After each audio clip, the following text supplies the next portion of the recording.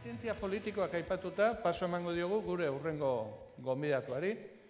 Eta berak etzengo dugu, pitin bat ia esango nuke ia asteburu eroko plana bihurtu zaigun histori batetaz, ez? Hauteskundeak. Berak inkestei buruz itzengo dugu, baina nik aurrena, hemen inkesta laburtxo bat egin nahi nuke. Eta da, noiz bait, inkesta elektoralen bat, telefonoz edo, bota manda gero, egin duzuenok, eta eskatu dizuetenak eta erantzun ez duzuenok txartel gorria. Egin duzuenok eta egitea esan duzuenak eipurdila erakutsi. Orduan, vamos a.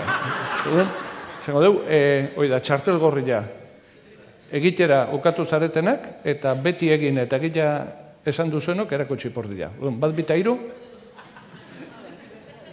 Bueno, garbi dago kontua. Bueno, aurrera, Josu, etorri. Bai.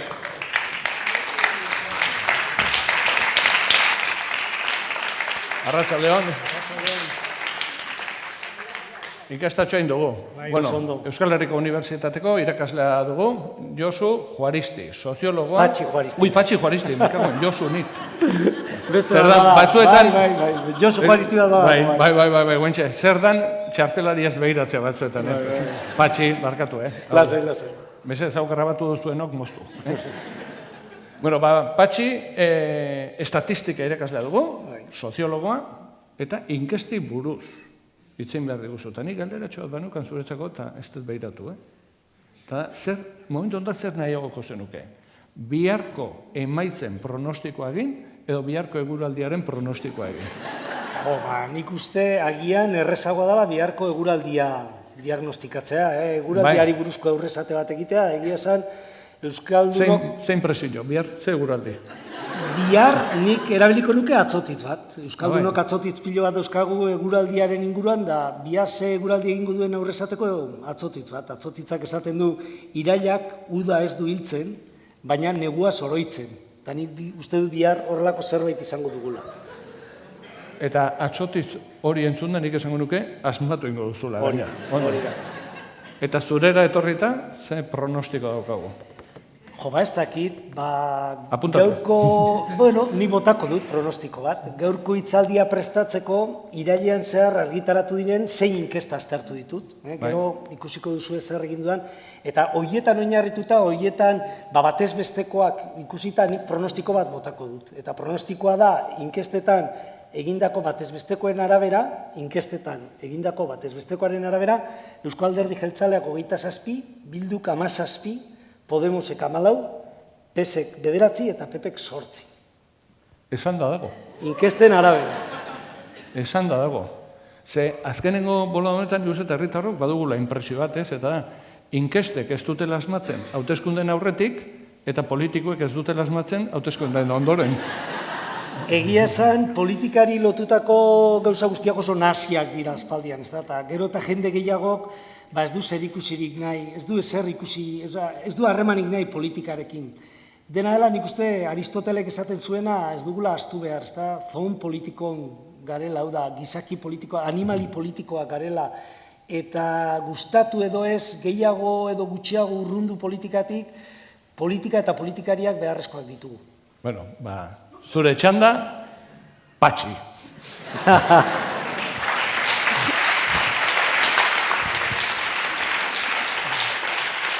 Bueno, arratsaldeon. Bereziki hauteskunde garaian, oso ohikoa da gizarte ikerlarion lan egiteko modua zalantzan jartzea, ezta? Zalantzan jartzen da, hain zuzen ere, ez dugulako azertatzen, edo jendeak esaten duelako, gure emaitzak ez dutelako azertatzen benetan gertatzen dena. Bueno, utzi da zue, soziologoon eta politologoon lan egiteko modua eta horrea defendatzen, Da hori defendituko dut inkesta politikoak edo hauteskunde inkestak egiteko dauden zailtasunak azalduz. Eta lehenengo zailtasunarekin hasiko naiz. Hau da, botuak aurrezateko dauzkagun lehen zailtasuna zein da? Bueno, hauteskunde emaitzak aurrezateko gehien erabiltzen den teknika inkesta da. Bai etxez etxeko inkestak edo bai telefono bidez egindakoak. Bueno, egia esan da, telefono bidez egiten diren inkestak gehiago erabiltzen dira. Adibidez, irailean zehar, biharko hauteskundeen inguruan 6 inkesta argitaratu dira. 6 inkesta horiek begiratu ditut eta 6-etatik 5 telefono bidez egindakoak dira. Beraz, 6-tik 5, horrek esan nahi du, gehiengoa telefonoz egiten dela. Zergaitik egiten dira telefonoz merkeagoa eta bizkorrago lortzen delako informazioa. Hau da, telefonoz egiten dira, denborak eta diruak agintzen dutelako. Gauza merke bat egin nahi dugu eta gainera bizkor egin nahi dugu. Claro, baina telefonoz egiten diren inkestak badauzkate desabantaila batzuk. Lehen desabantaila zein da? Lehen desabantaila da, telefonorik ez dutenen iritzia ez dela kontuan hartzen. Ados. Zein da beste desabantaila bat? Pertsona batzuk telefono bat baino gehiago dauzkatela. Eta beraz, hoien iritzia telefono bakarra dutenenak baino presentzia handiagoa duela inkestetan. Ondorioz, zer gertatzen da? Esan dizuet, telefono bidez inkesta gehiago egiten dira, hauteskunde inkesta gehiago egiten dira telefonoz, eta zein da hoien arazoa? Askotan lortzen diren laginak ez dutela behar bezala islatzen, hau da, ez direla gizartaren adierazgarriak 100%. Hitz egin dezagun bigarren zailtasunari buruz, bigarren zailtasun edo arazoari buruz. Inkesta bat egiteko, ondo egiteko, eta bereziki, hauteskunde inkesta bat ondo egiteko, behin eta berriz deitu beharra dago, ausaz edo zoriz aukeratua izan den telefonora. Hau da, zoriak edo ausak eramaten gaitu telefono batetara, eta telefono horretara deitu behar dugu pertsona horrekin hitz egitea lortu arte. Edo gauza bera etxez etxeko inkesta bat egiten dugunean. Hau da, etxez etxe inkesta bat egiten dugunean zer egin behar da? Ausak edo zoriak eramaten gaitu etxe horretara, behin eta berriz joan behar da pertsona horrekin hitz egin arte. Hau da, eguneko ordu desberdinetan joan beharra dago. Zer gertatzen da? Zer pasatzen da hauteskunde inkestekin? Bereziki hauteskunde inkestekin. Denbora gutxi egoten dela. Hau da, denbora gutxi egoten da inkestak pasatzeko. Zergaitik? Era honetako inkestak nortzuk kontratatzen dituzte? Komunikabidek eta erakunde publikoek gehienetan. Eta hauek zer nahi izaten dute? Nahi izaten dutena da datuak ematea hauteskunde egunetik ahal den hurbilen. Hauteskunde egunetik ahal den hurbilen inkestak lortzeko egin behar dituzte inkestak 15 egun aurretik, 20 egun aurretik, baina zer gertatzen da? Denbora gutxi izaten dutela inkestak egiteko. Ondorioz, zer gertatzen da? Hau da, metodologiak eskatzen duen hori, hau da, behin eta berriz joan behar izate horrek edo behin eta berriz deitu behar izate hori ez dela betetzen. Hau da, inkestatzaileek zer egiten dute? Behin joaten dira etxe batetara eta etxean inor ez badago alboko etxera joaten dira. Eta horrez badago inor alboko etxera joaten dira etxe batean atea norbaitek ireki arte. Edo telefono dei bat egiten dute eta gero ez dute modu sistematikoan behin eta berriz deitzen etxe horretara hor bizi den pertsona horrekin hitz egiteko, baizik eta beste telefono batera deitzen dute. Beraz, zer gertatzen da? Askotan, ausak edo zoriak hautatu duen pertsona horrekin ez dela hitz egiten. Eta nolabait, ordezkaritza handiagoa lortzen dutela etxean gehiago egoten direnak. Hau da, langabetuak edo erretiratuak edo etxeko andreak eta abar. Hau da, esango benukeena bigarren zailtasuna. Baina hirugarren zailtasun edo arazo bat ere badago hauteskunde inkestak egiten ditugunean. Eta zein da laginarena? Hain zuzen ere, guk ikerketak egiten ditugunean ez dugu gizarte osoa ikertzen. Hau da, bihar egingo diren hauteskundeen inguruan zein inkesta egin direla esan dizuet. Inkesta horiek ez dituzte komunitate autonomoko 18 urtetik gorako pertsona guztiak inkestatu, baizik eta lagin bat hartu dute. Zein da arazoa? Arazoa da gehienetan laginak txikiegiak izaten direla. Hemen, esan dizuet, denborak eta diruak agintzen du. Eta zenbat eta lagina handiago hartu, hori gero eta garestiagoa da, eta gero eta denbora gehiago behar dugu. Eta lagin txikiak hartzeak zer esan nahi du? Laginketa errore handia izaten dugula. Hitz potoloa bota dut, laginketa errorea. Zer da laginketa errorea? Guk gizarte osoa ikertu ordez, laginak ikertzaren ondorioz egiten dugun errorea. Zenbat eta lagina txikiagoa izan, hau da, gizarte osoaren edo populazioa osoaren zatia zenbat eta txikiagoa izan, orduan eta laginketa errorea handiagoa. Alegia, lortuko ditugun datuak, gure inkestatik lortuko ditugun datuak, are eta gehiago urrunduko dira benetako datuetatik.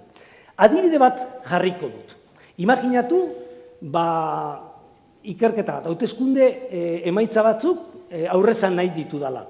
Eta 3 milioi biztanleko, 18 urtetik gorako 3 milioi pertsona dauzkagula herrialde batean. Eta nik nahi dut UTP alderdia, asmatu egin dut alderdia. UTP alderdiak urrengo hauteskundeetan lortuko duen bozka kopurua aurrezatea nahi dudala. Ulertu dugu, ezta? 3 milioi inguru pertsona 18 urtetik gorakoak, eta aurrezan nahi dut urrengo hauteskundeetan UTP alderdiak lortuko dituen botu kopurua. Egiten dut inkesta. Telefono bidez egiten dut inkesta, eta ateratzen zait UTP alderdiak bozka guztien 25% lortuko duela. Imaginatu, 25%. 600 pertsonako lagin bat hartu izan banu, laginketa errorea plus minus 4% izango zen.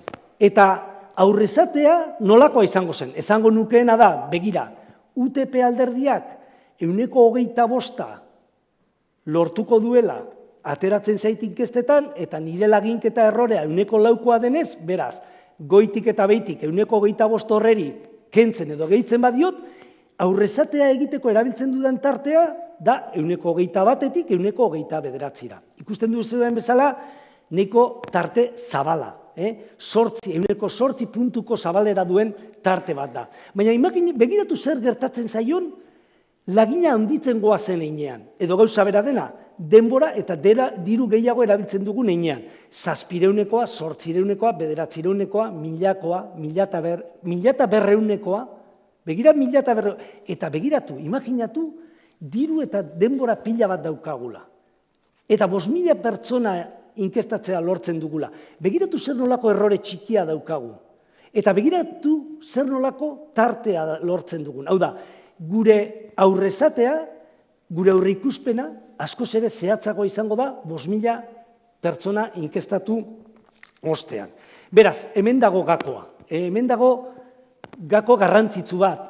Zergaitik ez dute azertatzen inkestek askotan, lagin txikiegiak erabiltzen dituztelako. Hau da, behar beste diru eta denbora erabiltzen ez delako.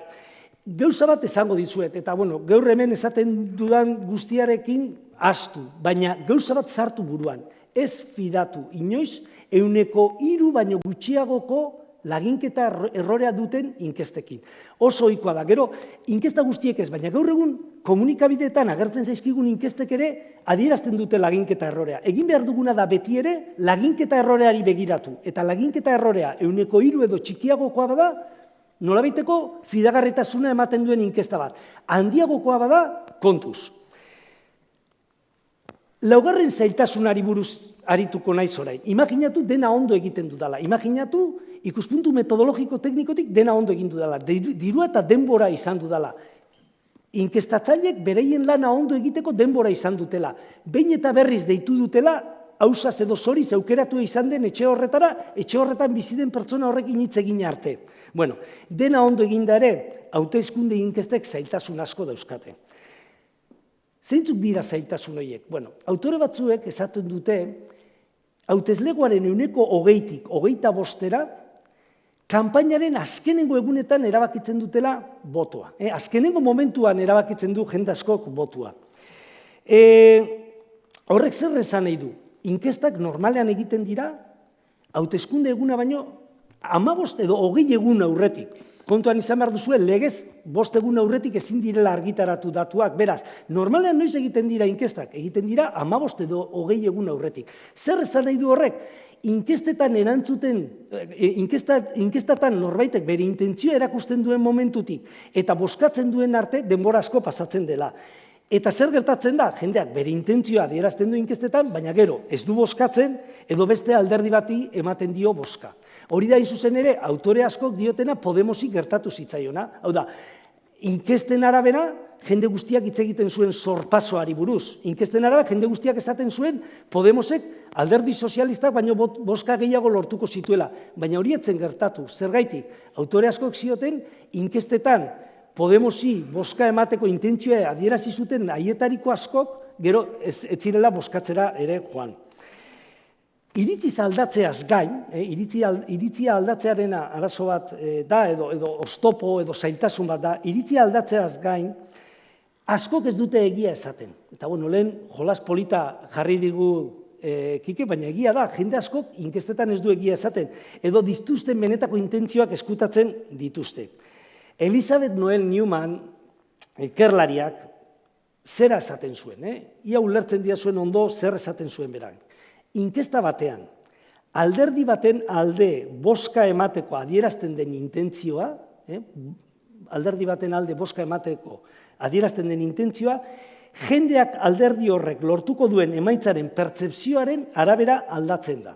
Alegia, iritzi publikoaren edo gehiengoaren aurkako preferentziak dituztela pentsatzen dutenek, bere botua eskutatzeko joera handiagoa dutela. Eta autore batzuk esaten dute 2008ko ekaineko hauteskundeetan PPek lortu zituela inkestek adierazten zutena baino botu gehiago, hain zuzen ere jendeak bere botua isildu zuelako. Hau da, jende askok jende asko ezen ausartzen inkestetan esatea PPri bozkatuko ziola, baina gero PPri bozkatu zion. Bukatzeko zera esan nahi nuke. Esan nahi nuena zan ikuspuntu metodologikotik gauza guztiak ondo egin behar direla. Hori oinarria da. Denbora eta dirua gastatu behar da inkesta honak egiteko. Baina gero ezin dugu antzi, jendeak bere iritzia aldatzen duela, eta ezin dugu antzi ere, jende askok ere baita bere intentzioak eskutatzen dituztela. Eta Euskal Atzotitz batek dioen bezala, bat esan eta bestea egin, nola asmatu horrelakoekin?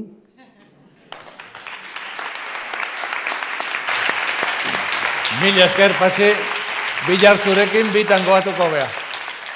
Bihar zurekin bitangoatuko gea. Goizean, ea seguraldi egiten duen behiratzerakoan, eta gero iluntzean emaitza jasotzerakoan. Ondo.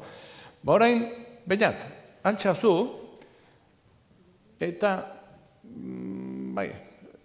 etorriko zara, persa botatza igual, dudatan neon baina, hartu berekoa, Orduan, vamos a ver, hemen jarriko zetxuzte, eseri, segi aurre Beñat, zemen badauzkat gauzatxo batzuk, vamos a ver. Hauteskundei buruz ari gara, baina nik ez dakit legeak, utziko liguken hemengo hauteskundei buruz, itzegia, orduan, Ameriketako estatu batuetako hauteskundei buruz itzengo dugu. Zu inkestalaria zara. Eta lan berezi bat jarriko dizugu. Atzekoek nori emango dioten botoa asmatu behar duzu. Gero beraiak esango dizute asmatu duzun ala. Ez da hemen dauzkagu, 3 personaje. Felix, hemen daukagu Texaseko cowboy bat. Harriola.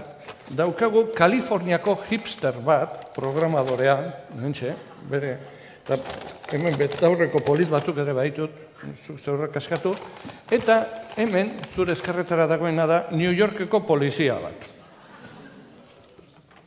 Elante, hola, pixiate. Beraz, zuk asmatu behar duzu, nori emango dioten botoa.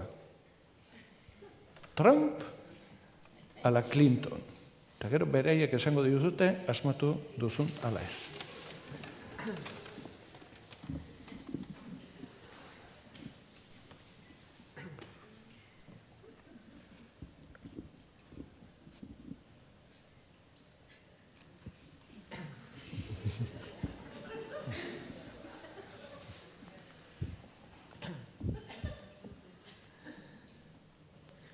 Betaurreko dum hipster hauekin, ze glamur eta ze talde, bozka norentzat emango zuen, ala egin diot galde.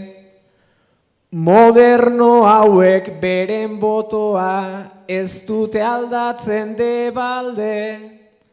Esango nuke hau dagoela Hillary Clintonen alde. Esango nuke hau dagoela Hillary Clintonen alde.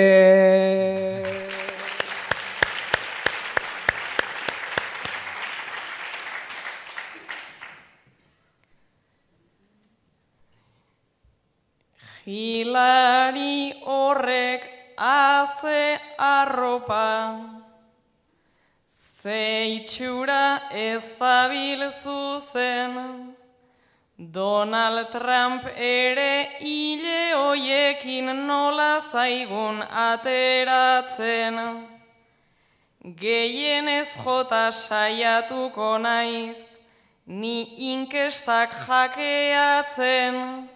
Ze ez batak eta ez besteak enaute representatzen. Ze ez batak eta ez besteak enaute representatzen.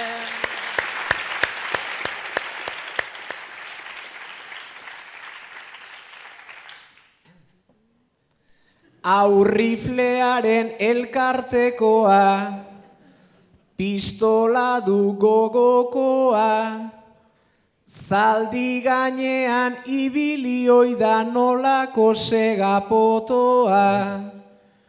Honek maitatzen du indioen ta bakeroen jokoa. Oraindik ere Ronald Reagani ematen dio botoa. Oraindik ere Ronald Reagani ematen dio botoa.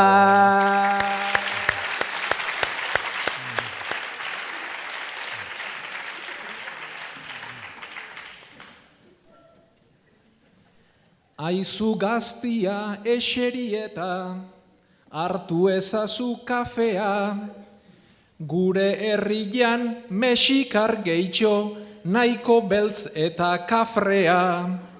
Nik John Wayne nahi det lehendakaritzat, behar genuken jefea, ta haren faltan gora Donald Trump, ta gora nere riflea. Ta haren faltan gora Donald Trump, ta gora nere riflea.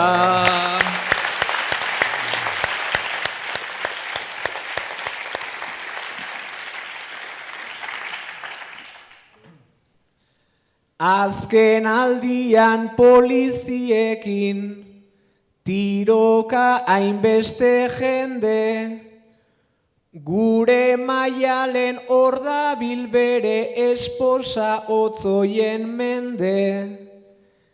Erdi zututa erdi etxean ez dabil bat ere trebe. Oraindik ere ez dago ziur nor presentatzen dan ere.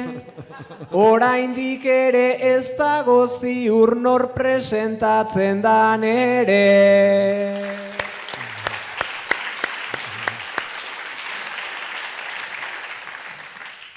Nik burua dut telesailetan eta esposen krisketan, ez Hilariren elegantzian edota Trumpen txistetan. Angelina eta Brad Pitt bereizi diren hain egun tristetan. Zu nola ari zaitezke hola presidentea zizketan. Zu nola ari zaitezke hola presidentea zizketan.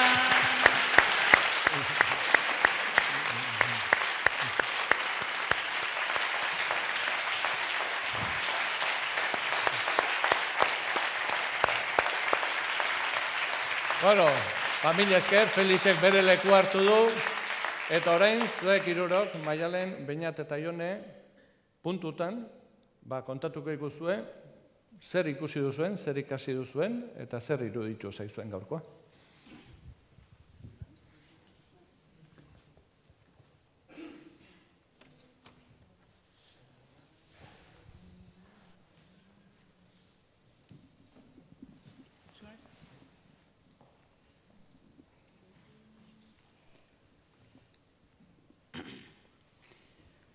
Hemen jende aurrean haze azterketan. Nik ia egin det etxera buelta. Orain errepasatzen denok buelta. Ni pozik ia dena ulertu deteta. Neri kontzeptu batzuk zaizkit banasi. Nik etorri aurretik nituen ikasi. zientzia esplikatzen poesiaz hasi. Karreran erez nuen hainbeste ikasi. Baina irakasle hauek zenbat kategori, beren aurkezpentsoa egin dute ongi. Behintzat entzun ditugu hainbeste teori. niri eskapatu zait txilidaren hori. Gu beti hain prekario eta hain parregarri. Improvisatzen beti jardun gera larri. Ta formularik ezin gugana ekarri. Gure PowerPointari etzaio igarri.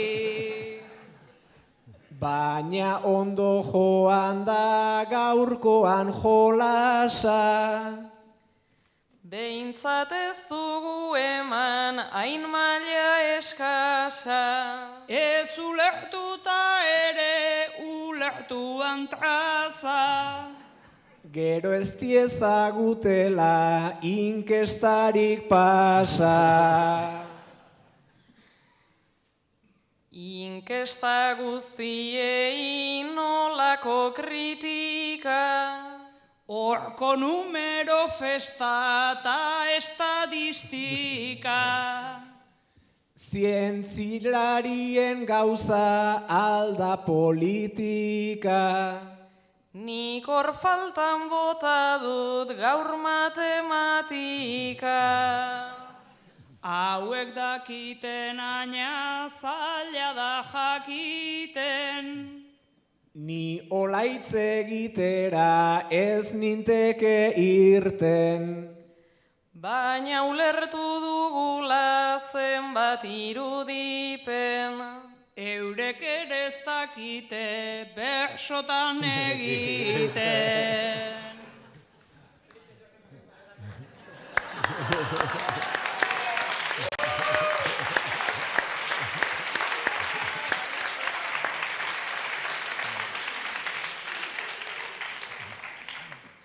Beraz Felix kantatu beharra daukazu, beharra daukazu. Bertsoa matematika utza degu aizu. Baina medikutane aparta zarazu. Magia badu bersoak honi ez egin kasu. Gure bizioituretan ibiltzen zerazu. Gure bizioituretan ibiltzen zerazu. 7, 6, 10, 8, ta jarri puntua, ta jarri puntua. Dena ez da zenbakia hori da kontua. Nik burua ez detain kuadrikulatua. Ezin gera egon hola denari lotua.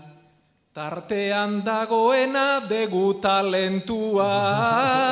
Tartean dagoena degu talentua.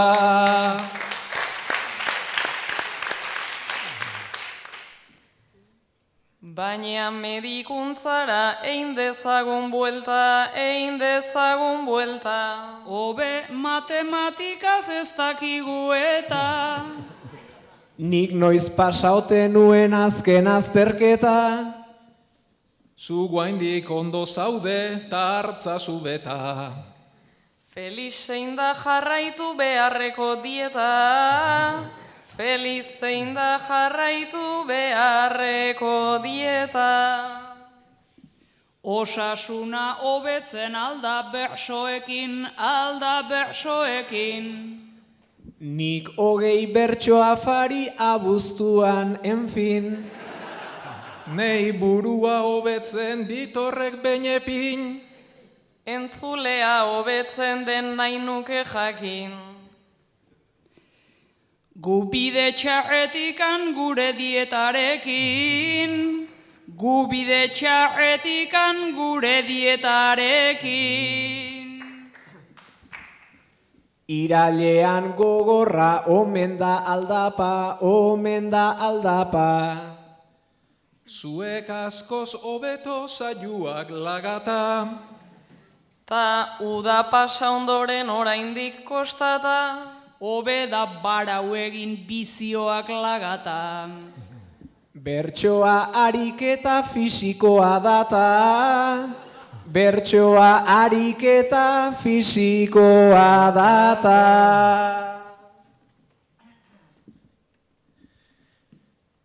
Jose Agirrek zion onen atxuleta, onen atxuleta. eta bizi izan zen bai pozez beteta. Bazpajan egiten zun bai Josek zer gerta. Letxugaren bat ere akaso tarteka. Ta zuek segiola zarrez hiltzan eta. Ta zuek segiola zarrez hiltzan eta.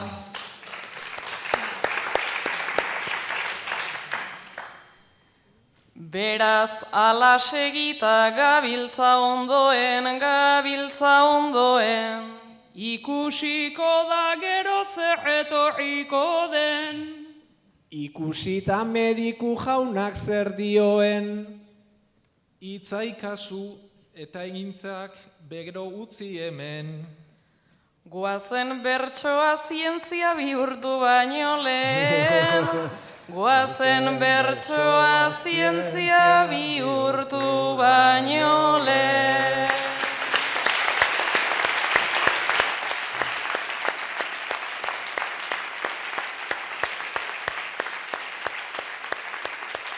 Eskerrik asko, laukote eta ia amaierara iristen ari gara, baina amaitu baino lehen, ekitaldi honen antolatzaileen izenean, Juan Ignacio Perezek bere hitzak eskainiko dizkigu. Bera, hemen ikusten duzuen bezala, kultura zientifikoko katedra izan dugu, ekitaldi honen antolatzailea, bera dugu koordinatzailea, eta nik uste dut, merezi duela, hemen egiten den lana, zergatik eta zertan den, labur azaltzea. Egia esan,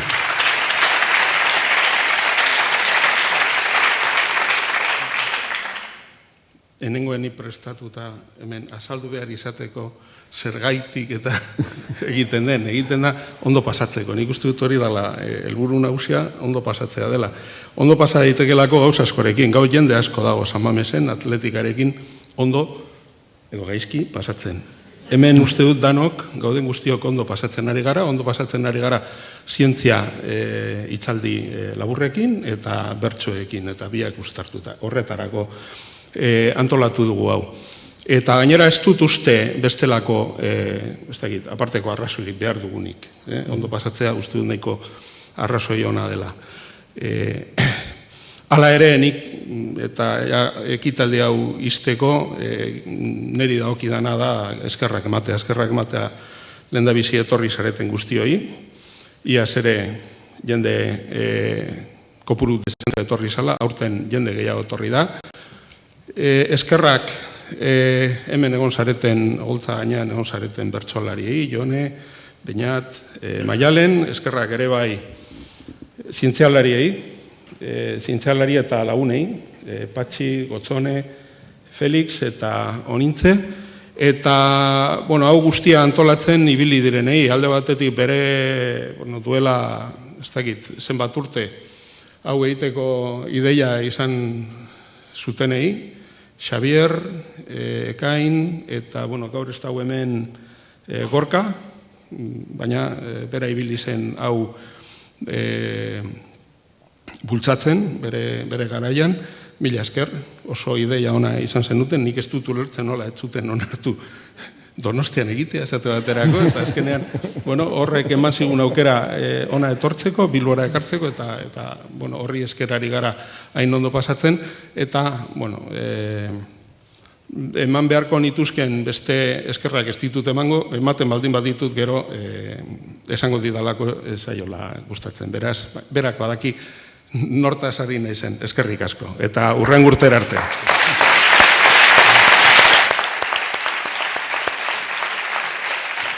Eskerrik asko, Juan Ignacio, eta orain bai, agurraren txanda, eta hiruroi eskatuko dizuet, Maialen, Beñat eta Jone, agurra ematea.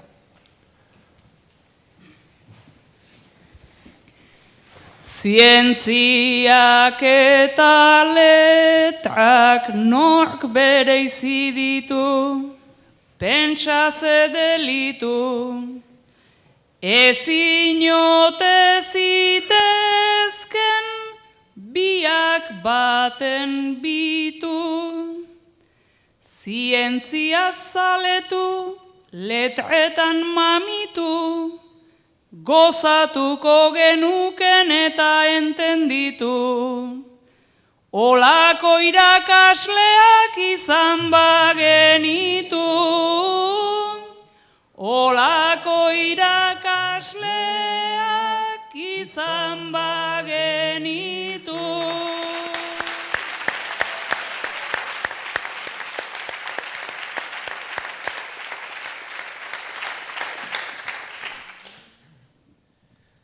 Hauxe izan da saioaren esentzia, San Mamesetik nolako diferentzia. Polita izan da lotzeko esperientzia, abstrakzioa hitz arruntez irentsia. Polita izan da lotzeko esperientzia, zientzien hitzak eta hitzaren zientzia.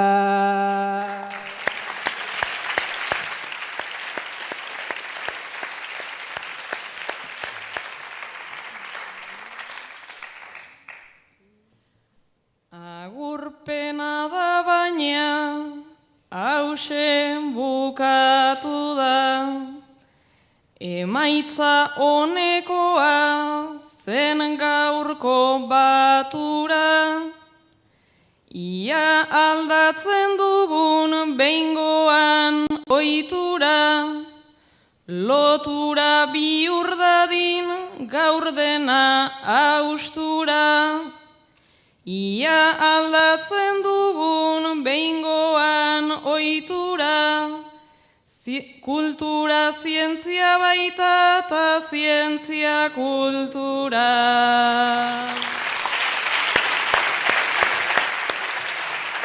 Paisaro zarete, Onintze Feliz, Gotzone, Patxi, Maialen, Beñat, Jone, eta zuek guztiak. Mila esker, eta munduak jakinduria erretzen ez badu, jakinduriak mundua berriro erreko du datorren urtean.